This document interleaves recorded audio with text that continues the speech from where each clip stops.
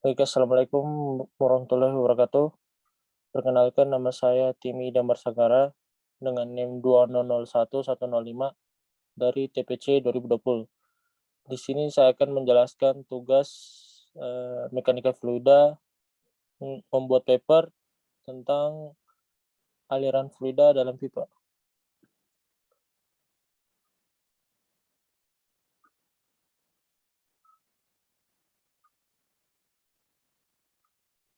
Baik, langsung saja saya masuk ke bagian abstrak. Aliran fluida sendiri merupakan sebuah fenomena yang sering dijumpai dalam kehidupan kita sehari-hari. Aplikasi dari ilmu mekanika fluida ini memiliki peran penting dalam bidang industri, pertanian, kedokteran, dan lain sebagainya. Dalam bidang industri misalnya, ilmu mekanika fluida berperan penting dalam perancangan sebuah sistem perpipaan. Di setiap aliran fluida berpotensi terjadinya sebuah fenomena water hammer. Fenomena water hammer ini adalah sebuah fenomena terjadinya kenaikan tekanan yang disebabkan oleh terhenti atau dihentikannya aliran di dalam pipa secara mendadak, yang disebabkan oleh berbagai macam hal. Dalam proses perancangan sistem perpipaan, diperlukan perhitungan yang tepat guna menghindari kemungkinan buruk seperti halnya fenomena water hammer tadi. Dalam suatu sistem perpipaan, aliran fluida pasti akan mengalami penurunan tekanan seiring dengan panjang pipa yang dilalui oleh aliran fluida tersebut. Dalam mekanika fluida, penurunan tekanan tersebut dikarenakan fluida yang mengalir mengalami berbagai macam kerugian sepanjang aliran fluida seperti panjang pipa, besar kecilnya diameter pipa, kekasaran permukaan, dan viskositas dari fluida tersebut. Fluida merupakan suatu zat atau bahan yang dalam keadaan setimbang tidak dapat menahan gaya atau tegangan geser, atau biasa juga disebut dengan shear force. Suatu sifat dasar fluida yaitu tahan terhadap aliran yang diukur sebagai tegangan geser yang terjadi pada bidang geser yang dikenai tegangan tersebut adalah viskositas atau kekentalan atau kerapatan zat fluida tersebut. Berdasarkan wujudnya, fluida dapat dibedakan menjadi dua bagian, yaitu yang pertama, fluida cair, yang merupakan fluida dengan partikel yang rapat di mana gaya tarik antara molekul sejenisnya sangat kuat dan mempunyai permukaan bebas serta cenderung untuk mempertahankan volumenya. Yang kedua yaitu fluida gas, yang merupakan fluida dengan partikel yang renggang di mana gaya tarik antara molekul sejenis relatif lemah dan sangat ringan, sehingga dapat melayang dengan bebas serta volumenya tidak menentu. Fluida memiliki beberapa sifat yang dapat digunakan untuk mengetahui berbagai parameter dan pada aliran fluida, yaitu tekanan, massa jenis, dan berat jenis. Selain sifat-sifat tersebut, terdapat sifat lain yang dapat mempengaruhi aliran fluida, yaitu viskositas, modulus bulk, bilangan Reynolds. Selain itu, terdapat berbagai aturan mengenai aliran fluida antara lain persamaan Bernoulli. Yang pertama, viskositas. Viskositas merupakan hasil dari gaya-gaya antara molekul-molekul yang terjadi pada saat lapisan-lapisan fluida berusaha menggeser satu sama lain. Shearing stress atau tegangan geser antara lapisan-lapisan fluida laminer yang bergerak pada pipa lurus untuk fluida Newtonian. Dan dari permukaan pipa semakin jauh dari permukaan pipa, maka tegangan geser akan semakin kecil dan begitu sebaliknya. Yang kedua adalah modulus bulk. Modulus bulk ini adalah perbandingan antara tekanan yang diberikan dengan perubahan volume yang terjadi. Dan modulus bulk menjelaskan elastisitas volumetrik atau kecenderungan suatu benda untuk berubah bentuk ke segala arah ketika diberi tegangan seragam ke segala arah. Didefinisikan sebagai tegangan volumetrik terhadap regangan volumetrik dan merupakan kebalikan dari kompresibilitas. Yang ketiga, bilangan Reynolds.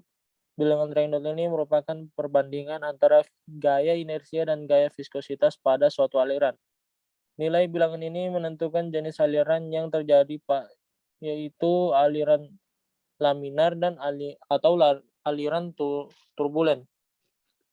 Dan dalam mekanika fluida, bilangan Reynolds adalah rasio antara gaya inersia terhadap gaya viskos yang menguantifikasikan hubungan kedua gaya tersebut dengan suatu kondisi aliran tertentu. Bilangan ini digunakan untuk mengidentifikasikan jenis aliran yang berbeda, misalnya laminar dan turbulen.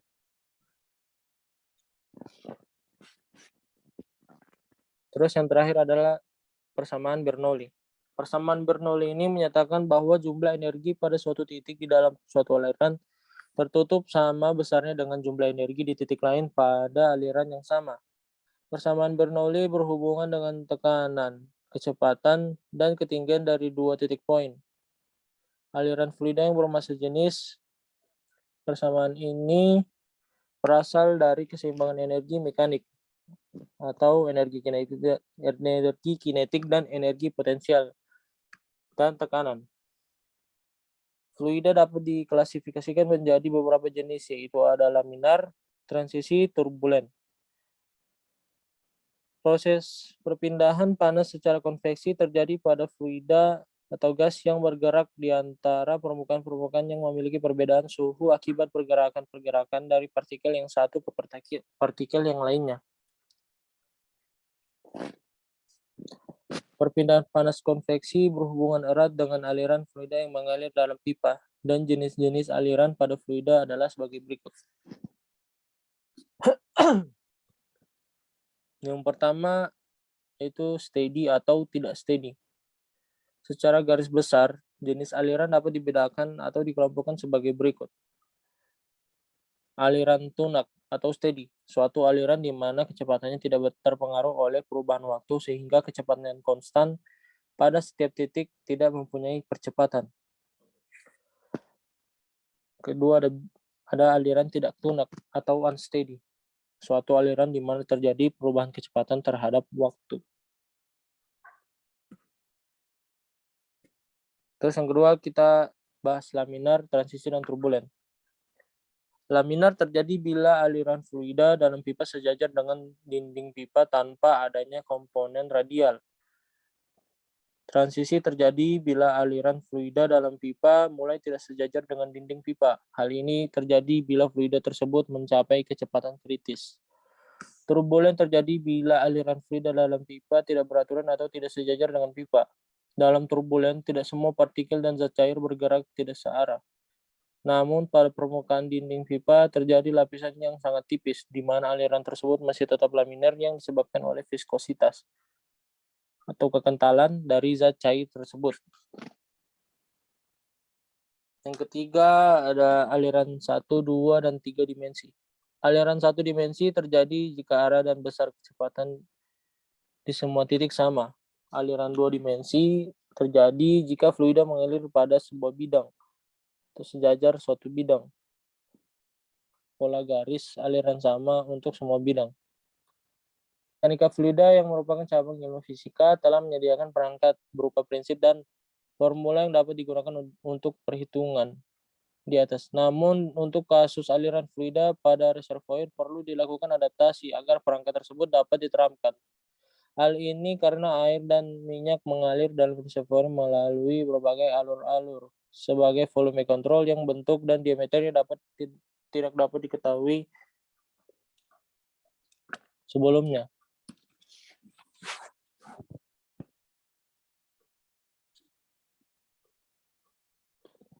Ketahanan fluida terhadap perubahan bentuk sangatlah kecil, sehingga fluida dapat dengan mudahnya mengikuti bentuk ruang. Berdasarkan wujudnya, fluida dapat dibedakan menjadi dua, yaitu fluida gas. Fluida gas merupakan suatu fluida dengan partikel cukup renggang di mana gaya tarik antara molekul sejenis relatif lemah dan sangat ringan sehingga dapat melayang dengan bebas serta volumenya tidak menentu. Fluida cair merupakan fluida dengan partikel yang rapat di mana gaya tariknya antara molekul sejenisnya sangat kuat dan mempunyai permukaan bebas, serta cenderung untuk mempertahankan volumenya.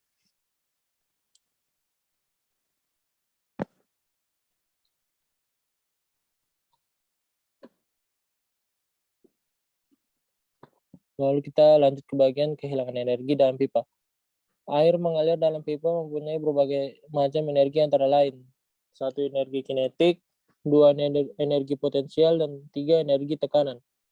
Dalam kenyataannya, terdapat energi yang hilang ketika air mengalir dalam pipa. Kehilangan energi terjadi akibat aliran fluida mengalami gesekan dengan permukaan saluran. Kehilangan energi dapat juga terjadi ketika aliran melewati sambungan pipa, belokan katup, difusor, dan sebagainya. Berdasarkan kehilangan energi bergantung pada kecepatan aliran, kekasaran permukaan, panjang pipa, dan diameter pipa. Kehilangan energi pada aliran fluida di dalam pipa dapat dibagi menjadi yaitu major loss dan minor loss.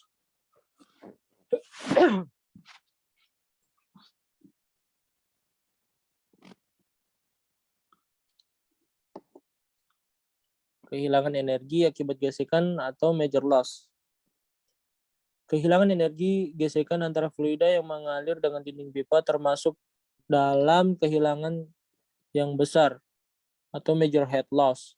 Kehilangan energi akibat gesekan dalam pipa tergantung dari yang pertama, tidak tergantung dari tekanan pada aliran air. Yang kedua, berbanding lurus dengan panjang pipa.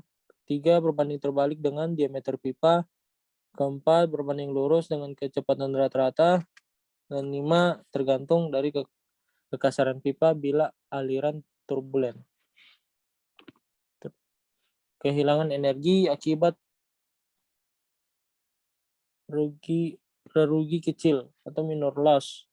Minor loss terjadi karena adanya kontraksi tiba-tiba atau perlahan, pelebaran tiba-tiba atau perlahan, tikungan, dan katup. Terakhir kita masuk ke bagian kesimpulan. Pada jurnal aliran fluida dalam pipa ini dapat ditarik beberapa kesimpulan, yaitu pertama, sistem perpipaan adalah suatu sistem yang banyak digunakan untuk memindahkan fluida, baik cair, gas, maupun campuran cair dan gas dari suatu tempat ke tempat yang lain. Yang kedua, sistem perpipaan yang lengkap terdiri atas pipa, sambungan-sambungan, dan peralatan pipa. Yang ketiga, jenis aliran fluida dibagi menjadi 3, yaitu steady atau tidak steady, laminar, turbulen, transisi 1, 2, dan atau 3 dimensi.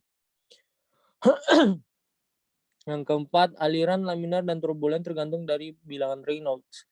Kehilangan energi dalam aliran pipa terjadi akibat aliran fluida mengalami gesekan dengan permukaan saluran. Besarnya kehilangan energi pada pipa bergantung pada kecepatan aliran, kekasaran permukaan, panjang pipa, dan diameter pipa.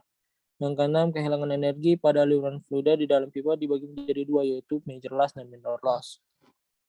Sekian dari saya. Assalamualaikum warahmatullahi wabarakatuh.